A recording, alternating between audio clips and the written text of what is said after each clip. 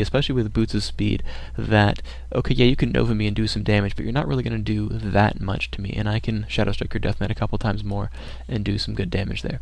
And honestly, I feel like if Moon had played more of a Circlet Horde type play, I mean, certainly if he picked up a Circle instead of a Ring of Protection from that camp, but also if he'd simply bought some Circlets and spent his money more on his hero, it would have been a little bit different for him. He probably could have survived a little bit longer, and maybe chopped down that Death Knight.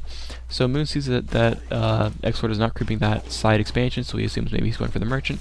He does find him here, and you're going to notice that the Death Knight does not have any mana, and so he can chase down this Lich pretty easily. You see some damage output going in there. He's going to blink to get the extra damage output. He uses the Healing Scroll, but it's not really going to matter because he can Shadow Strike once more, and you're going to see that probably happen right here. There's a Shadow Strike, and right now he's pretty sure that he's not going to be in too bad a shape. There's the blink, there's the strike, and off he goes. So, I guess good play there. Manages to pick off the Lich, of course. Now I kind of feel like X-Lord, if he was really, really trying hard, maybe could have manual cast touch of Blightness or whatever on the statue, and maybe gotten enough mana for Coil. I mean, maybe, but not necessarily super likely. But also things like passing the Ring of Regeneration off to the Lich, or passing a Circlet or whatever. Just things like that would have kept it alive as well. But you know, you live, you learn. Hindsight's 20/20. Pick your freaking phrase. So one thing that X-Lord's doing very intelligently, though, is he's, every time these skeletons are getting, you know, low in the middle of these creep camps, he is making sure that he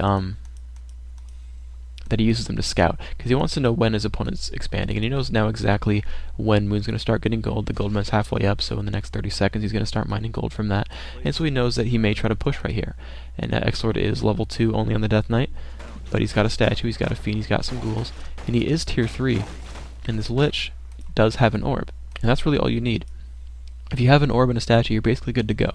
But one choice he will make is he decides, you know what, I really want to be level 3 here. I also need scrolls because my opponent did make a panda. And you're going to see here what's going to happen. Yeah, there's the creep jack, okay. Damage output on the Lich really stupid at this point, because there's no way he's actually going to let his Lich die to that, just because he has coils and a statue. And the statue's going to give his Death Knight close to infinite mana. He's never really going to have big difficulties with this. And unless he actually had an Orb of Venom, to where he could actually really, really give a lot of damage output to the Lich every harass, you know, he wasn't going to have a lot done. Now, one mistake I think that Moon is making is he's not getting his Panda to 3 very quickly. Certainly, yeah, he crept the expansion, he used the Ancient War to creep out this Goblin Laboratory, but he has to realize, I mean, he's played this game enough, that the timing of when Undead hits tier 3 and gets the Orb in the Lich is much sooner than, I guess, Moon's hoping for or something, because this Panda is only level 2. Yeah, okay, he has some nice mana items, but that doesn't necessarily matter.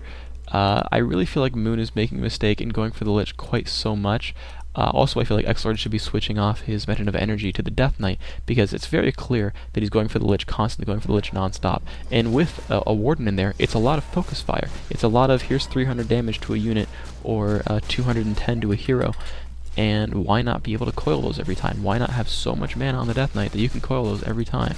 So he really, I believe he should be passing the staff over, or not staff, you know, the Pendant of Energy.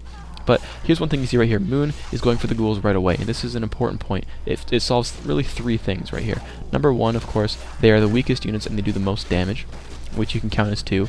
Secondly, it's a lot of experience. Those are the easiest units to kill, and thus you will easily get a lot of experience here. And you can see the Panda's getting closer to 3, the Warden's right up to 3.5, and now that with these ghouls are out of the way, there's a lot less damage output that's available to go onto the heroes, because with only abominations and heroes to deal damage, a Warden and Panda are fairly durable.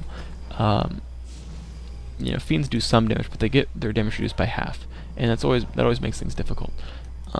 Moon finally starting tier 3. I think it's a little bit late.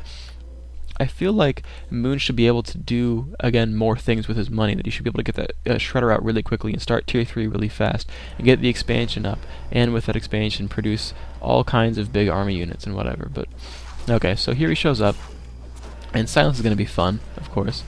But he tags the Moonwell. I don't know why he didn't Shadow Strike. Oh, he Shadow Strike the Lich for God knows what reason. Just continually Shadow Striking the Lich, who takes reduced damage and is then just healed by the statue the entire time. I find this extremely useless. And he could just be killing off the fiends as he's doing here. That's good, I believe, to kill off these fiends. But why would you go for the Lich? I don't understand. But what he is able to do, though, is, and I feel like he maybe did this a little bit late, but I guess his priorities were pick off all the fiends, which should be very easy to do with Shadow Strike and Breath of Fire. That easily counteracts the healing output of the statues, and then from there I'll go for the Death Knight. But why he wasted Shadow Strike on the Lich, I don't know. I mean, it's one thing if you focus on fiends a lot and you focus on fiends, and then suddenly you realize, oh, the Death Knight has no more mana. Okay, pow, now I'm going for your Lich or for your Dark Ranger, and your hero dies. But in terms of, here, let me just throw Shadow Strike on your Lich for no reason, that's incredibly stupid. Now, the Death Knight has lots of regeneration because of statues, because of possible Blight, because of Unholy Aura, and especially because of this Ring of Regeneration. Yeah, he has a lot of health point regeneration. You know, yes, he can regenerate very quickly. So if you're not going to actually kill off the Death Knight, it's not very useful to keep focusing him. However, it's a lot better of a choice than the Lich, because Death Coil has a much better healing per second rate. Much better healing per second rate than a Ring of Regeneration. So, poor play by Moon.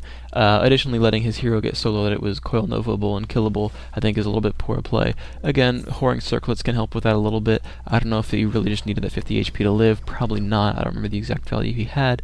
But again, this game is more and more leading towards how good your heroes are. And honestly, if you're playing that off against Undead, you have an ass ton of gold. Okay, you have an expansion, and you're making a bunch of Dryads.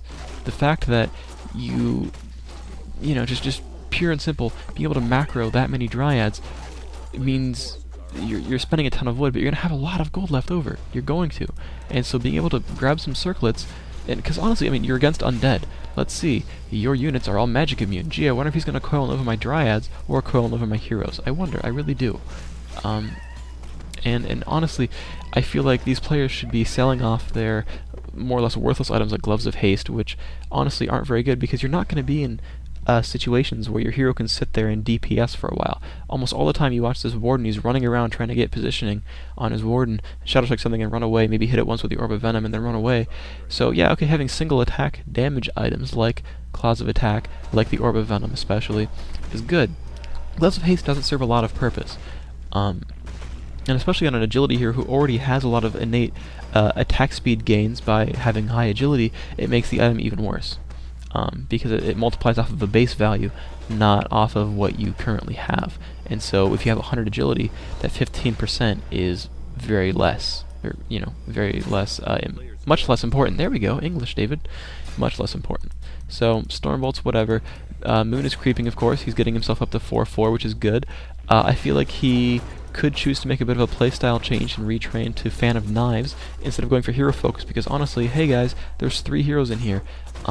Good luck with that. Fan of Knives is still able to do damage to heroes, and it can certainly do a lot of damage to these Crypt Fiends and such,